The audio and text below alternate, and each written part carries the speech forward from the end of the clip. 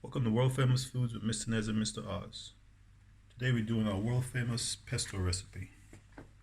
Here we got our basil, grated Parmesan cheese, got some garlic, some mint leaves, half a habanero, pine nuts, got our kosher salt, smoked black pepper, and olive oil. World famous. Okay, so now we're gonna put everything in the blender. There's our basil, garlic, some pine nuts in there,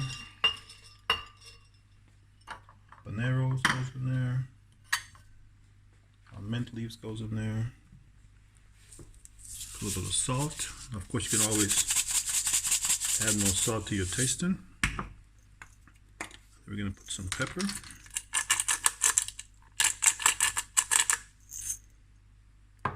Then we're going to put the olive oil.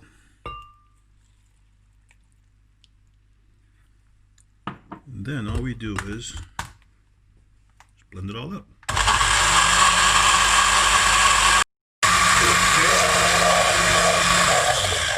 Now we're going to just add our cheese.